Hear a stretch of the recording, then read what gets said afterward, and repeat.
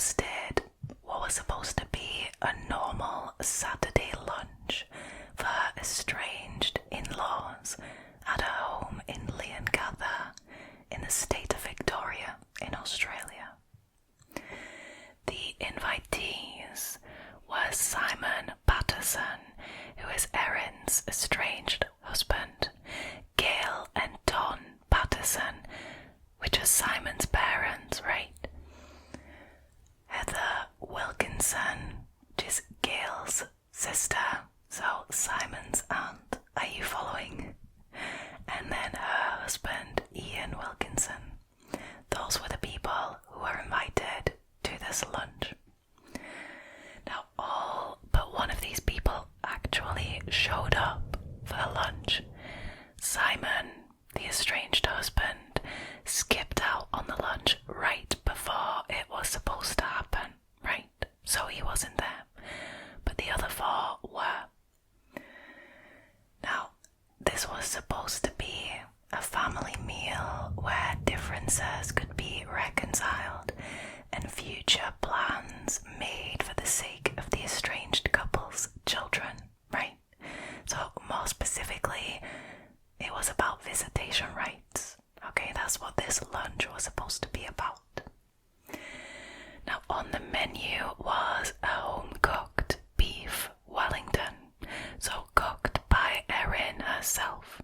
Now, according to her, Erin had used fresh mushrooms, which she had bought in a local supermarket, as well as dried mushrooms, which she had bought from an Asian grocer in Melbourne for this meal, right?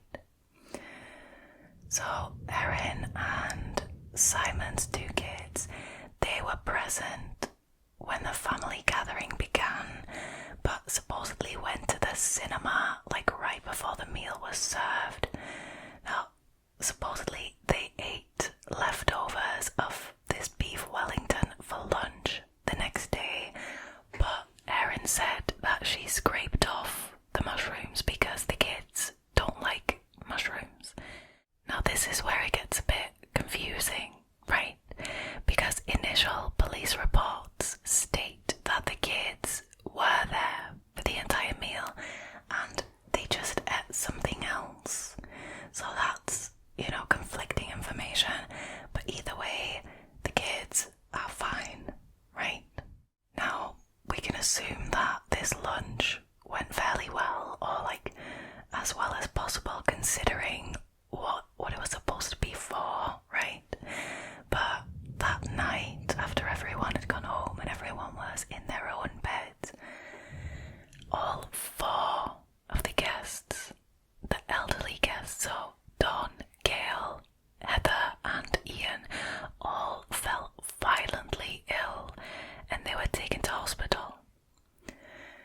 Now, at the hospital, they initially thought that it was a bad case of food poisoning because of the symptoms, right? But the medic who treated the four said that the symptoms were actually consistent with death cap mushroom poisoning. Now, this was investigated, and according to forensic tests, it was confirmed that it was consistent with death cap mushroom poisoning. Now, if you are unfamiliar with the death cap mushroom, fear not, I'm gonna tell you what it is. So, the death cap mushroom is actually the deadliest known mushroom to humans, right? It's responsible for 90% of all mushroom-related fatalities that occur every year globally. 90%.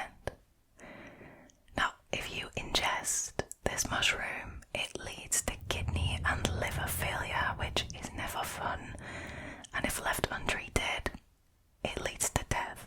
Now, the symptoms of death cap mushroom poisoning usually only start to occur at 6 to 24 hours after ingestion, which is quite dangerous because oftentimes you don't connect it to mushrooms that you ate anymore after that time frame.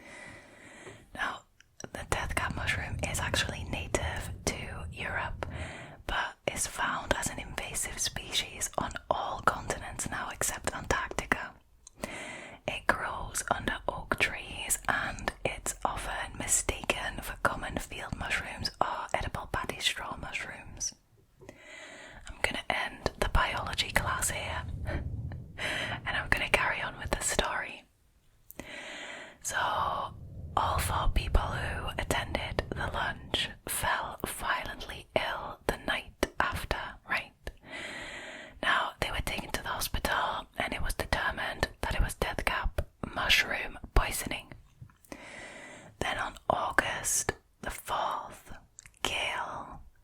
sister Heather die in the hospital as a result of the poisoning. Don and Ian, meanwhile, remain in critical condition at the hospital. Now, on the same day, the police seized a food dehydrator, which, if you don't know what that is, it's a device that is used to dry out vegetables of all kinds for cooking later, right?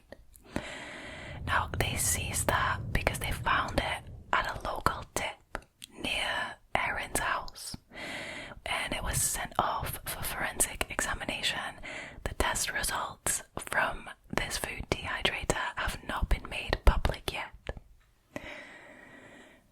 They have also gotten a sample of the leftovers of the beef Wellington and done forensic testing on that, and for that one, it's the same, the forensic results haven't been made public yet. Right, okay, so the next day, August 5th, Don also sadly dies as a result of this mushroom poisoning. Ian, at this point, is still fighting for his life and is waiting for a liver transplant. Now, on this day, the same day, August 5th, the police search Erin Patterson's home. She was also questioned by homicide detectives on that day, and this interview didn't go well because it was one of those no-comment interviews. Now, Erin later said that she regretted the no-comment interview, but, it was in a state of panic and she had been advised to not say anything. Now, after this interview, she was released without charge. But then, 2 days later, on August 7th, police announced to local media that Erin is indeed a suspect, as she is the one who cooked the meal, right? So she is a suspect in this case. Now, at this point, Erin actually decides to speak to the local media herself. You know how that goes, there's press all outside the house, and she decides to speak to them, and she insists that she's innocent, and she tells them that she's devastated about her in-laws passing, and she stresses that she had absolutely nothing to do with it. Now, later on, Erin lawyers up and she actually releases a statement to the police, like a very lengthy statement with the accounts of that day. That full statement is not available, but it also stresses innocence, and I'll read you a little piece of it, right? I am now wanting to clear up the record because I have become extremely stressed and overwhelmed by the deaths of my loved ones. I'm hoping this statement might help in some way. I believe if people understood the background more, they would not be so quick to rush to judgment. I'm now devastated to think that these mushrooms may have contributed to the illness suffered by my loved ones. I really want to repeat that I had absolutely no reason to hurt these people whom I loved. So that is from Erin's statement. Now, she also, at some point in this statement, addresses the food hydrator that was found by the police at the local tip near Erin. And she actually admitted to dumping it. She said that she was panicking, thinking she would be wrongly blamed for the deaths if police found the device in her home, so she dumped it. Now, Erin also claims to have eaten the same meal, and she didn't end up in critical condition in hospital, but she said that she had a bellyache and some diarrhea, right? And that she was also treated in the hospital for that. Now, obviously, the police are doing their investigation, right? They've been at it for a little bit, and they decide to check Erin's claims of having bought these mushrooms at a local Asian grocer. But all the mushroom growers and Asian shops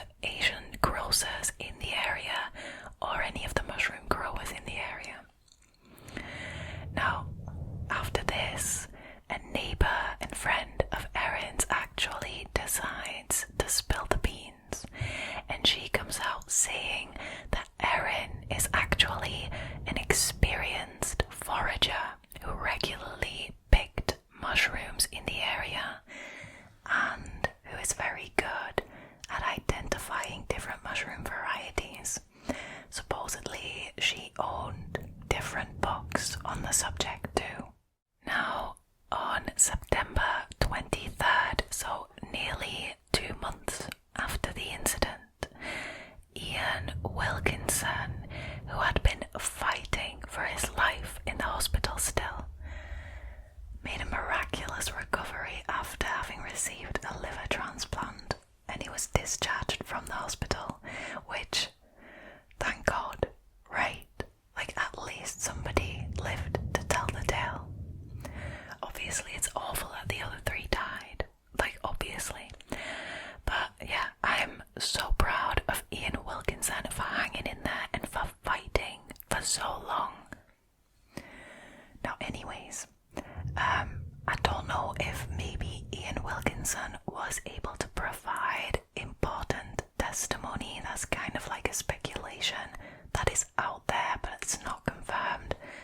But on the 2nd of November, Erin Patterson was taken into custody at her home, and the home was searched again by police. Now, during this search, dogs trained to detect technology like USBs and SIM cards were used. Now, it's speculated, again not confirmed, that the data from Erin's phone and computer and stuff will be a key part of the evidence against her in court. Now, hours after the search, Erin was charged with 3 counts of murder and 5 counts of attempted murder. Now, here's why there's 5, right? This is where things get kind of juicy, okay? So, one of the attempted murder charges is her being also accused of the attempted murder of her estranged husband, Simon, on at least 4 occasions, roughly a year prior to the Beef Wellington incident, right? 4 separate occasions. That is mind-blowing. This was actually revealed because of a post that Simon put on Facebook, and I'll read it to you, right? He posted this on June 29th, 2022. Some of you will know that I've had some serious medical problems since late May. I collapsed at home, then was in an induced coma for 16 days, through which I had 3 emergency operations, mainly on my small intestine, plus an additional planned operation. My family were asked to come and say goodbye to me twice. That is awful, as I was not expected to live. I was in intensive care for 21 days, after which I was in the general ward for a week, and now I'm at a rehab place since last Saturday. He then went on to say that all the medical work seemed to have fixed the serious gut problems, explaining that he appeared to make a full recovery and was left with no impact on my personality, character, or anything else much.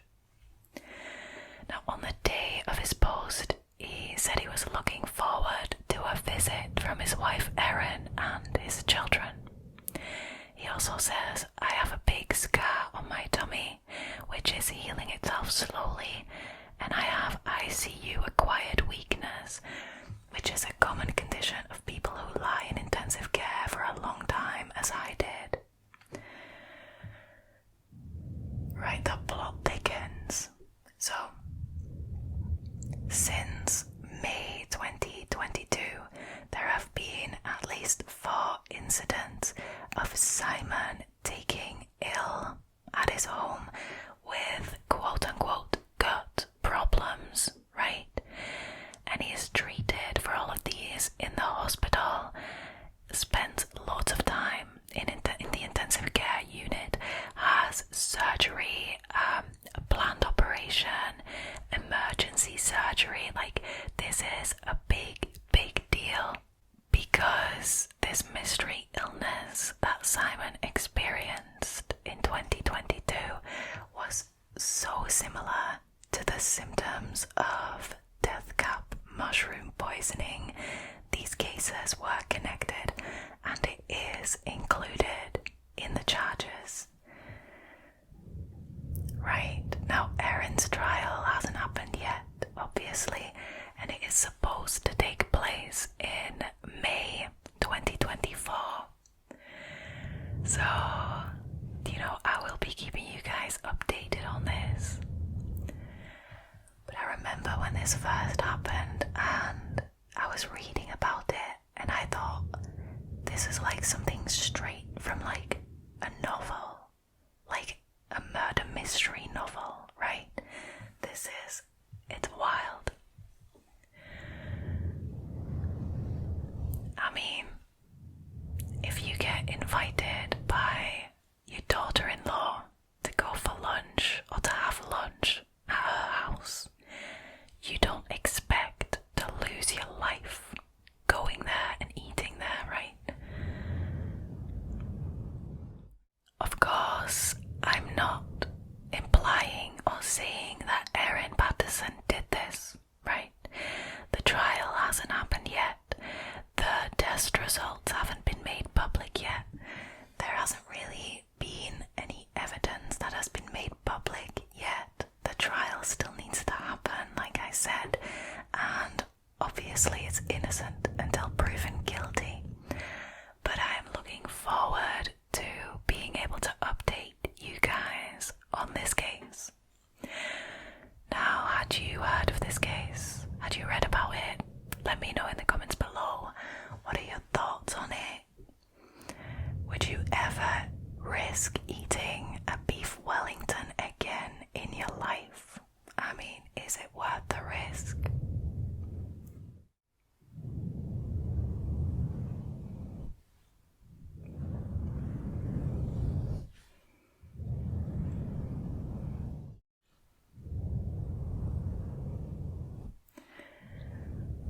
Alright, you guys, that was it for tonight's episode. I hope you enjoyed this one. It was a little bit shorter than normal, but I hope you still liked it. If you did and you haven't already, please consider subscribing to the channel, liking this video and leaving a comment down below. It really helps. Plus, if you hit the notification bell, you'll have the added bonus of being notified when I post an update on this case, which is a bonus, right? That's really handy. Alright, you guys, thank you so much for choosing to hang out with me again tonight, and I will see you next week for another episode of Scary Stories. Now though, all there is left for me to do is to wish you a very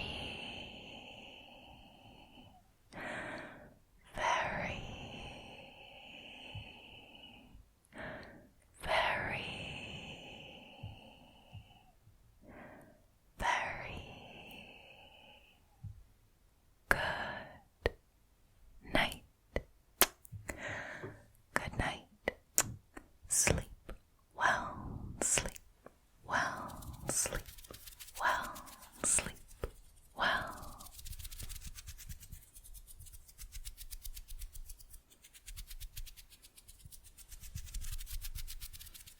Bye-bye.